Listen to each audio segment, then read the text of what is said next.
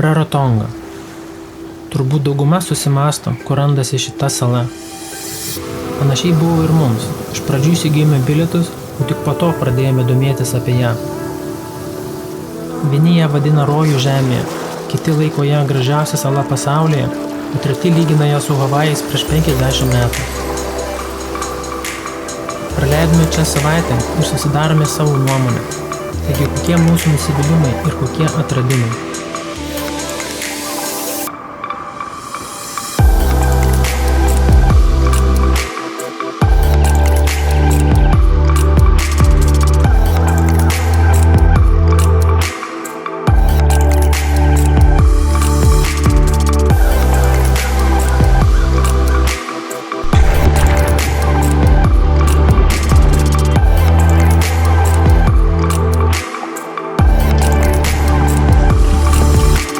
Rarotonga skamba ne kaip egzotinės salos pavadinimas, o kaip koks ugnikalnis. Tiesą sakant, sala yra viršūnė senovinio ugnikalnio, panirusio po vandenynu apie 4,5 km. Panašiai susidarė ir kitos Kuko salos, tarp kurių yra ir Aitutaki sala garsėjanti savo balto smėlio lagūną, bei kitos atokės egzotinės salos. Dar tokiesnė yra šiaurinė Kuko salų grupė. Tokie pavadinimai kaip Puka Puka ar Manihiki pasako, kokia egzotika laukia jūsų tenai nuvykus. Visos salietės išsidėsčiusios viduryje Ramiojo vandenyno, kuris yra toks didžiulis, kad rodos užima pusę žemės rutulio. Pavyzdžiui, Rarotongo sala nuo artimiausių žemynų nutolusi beveik 5000 km. Visgi tokie atstumai žmonių neišgąsdino. Pirmieji gyventojai atvyko ištyti salos apie 1000 metus ir manoma, kad šie žmonės yra kilę iš pietryčių Azijos, nes su savimi atsigabeno azijietiškus naminius gyvūnus, graužikus bei apie 30 rūšių pasėlių. Tuo tarpu europiečiai užklydo į salą tik XIX amžiaus pradžioje, kai anglų misionieriai išsilaipinę išplatino krikščionybę. O kaip toli sala yra nuo mūsų? Galima sakyti, jinai randasi kitoje žemės pusėje. Jei iškastumėme tunelį einantį per žemės centrą, Lietuvos projekcija būtų kažkur čia. Taigi, vienu skrydžiu čia neatsidursi. Teks persėti Sidnėjuje, Los Andžele arba Oklande. Iš pastarojo mes ir skridome. Beje, skrydžio metu pakliuvome į labai neįprastą situaciją, nes persikėlėme laiku į praeitį. Susipažinkite, tai yra tarptautinė laiko juosta. Nuo čia prasideda rytas ir jis keliauja toliau aplink žemę rytų kryptimi. Tuo tarpu rytas esantis dešinėje pusėje yra praėjusios dienos. Mums teko peršokti šitą juostą ir atsidurti iš gruodžio 2 į gruodžio 1. Taip mes atkeliaujame į praeitį ir tiesioginę ir perkeltinę to žodžio prasme.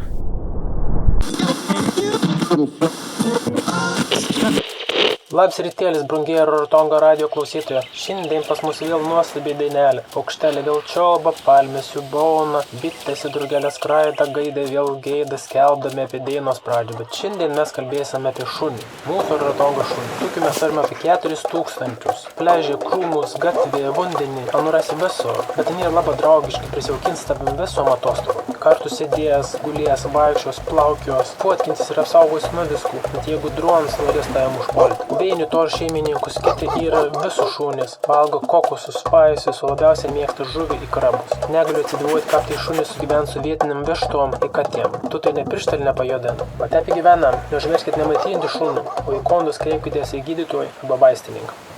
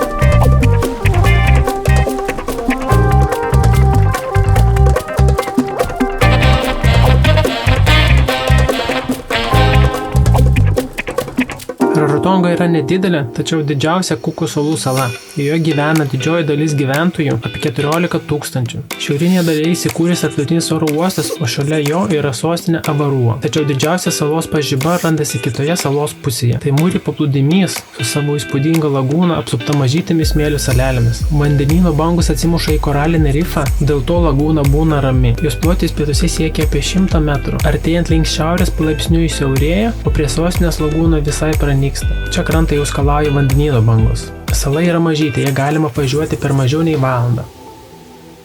O salą kirsti galima tik pėsčiomis per džiunglės ir stačius šlaitus. Čia reiktų gerai apskaičiuoti žygius per džiunglės, nes temsta čia labai greitai ir būna čia labai tamsu. Galim sakyti, tobula vieta žvaigždžių stebėtojams.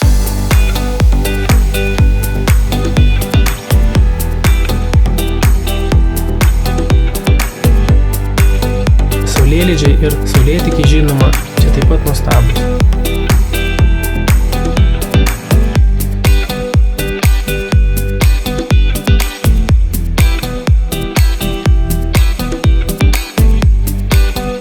Ir kaip mums čia sekėsi? Nusileidome į labai primityvų oro uostą, kur mus pasitiko nepataikantis į taktą dainininkas ir bandančios rimtomis būti muitininkės, bet visgi karts nuo karto šlauždavo šypsenėlę. Visi atvykę gaudavo gėlių vainiką iš pasitinkančių vežėjų, tik mes ne.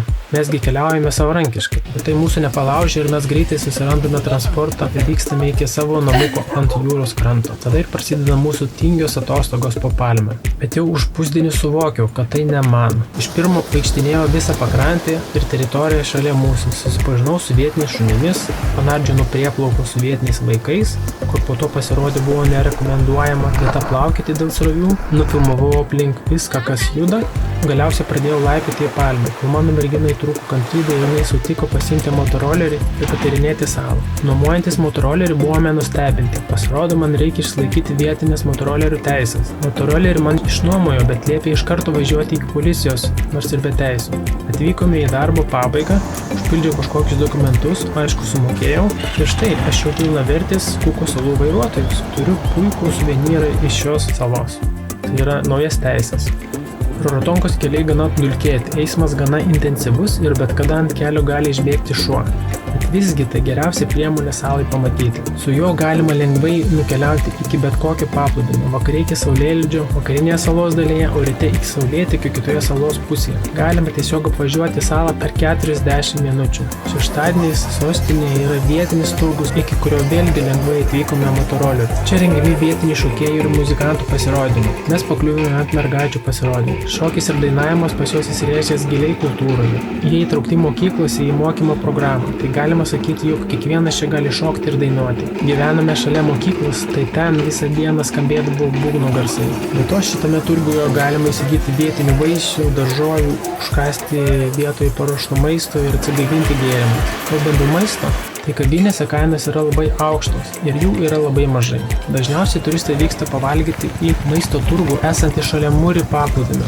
Čia kainos gana įkandamos ir tikrai skanu.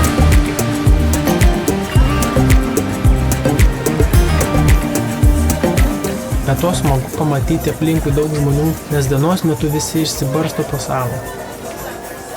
Man per atostogas norėjusi šitą salą perėti kiaurai.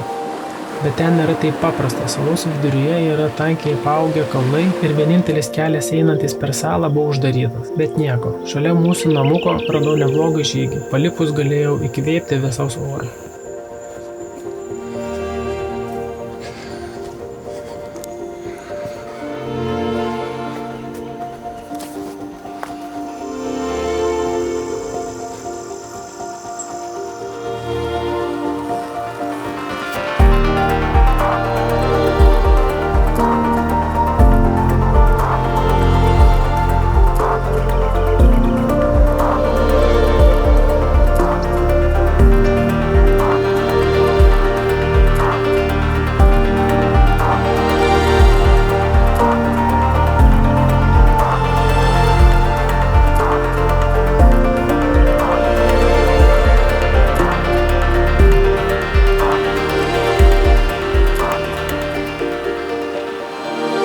atostogų pusę keliamės į Muri paplūdimį. Mums nuskilo, nes gavome geresnį namuką, nei užsisakėme.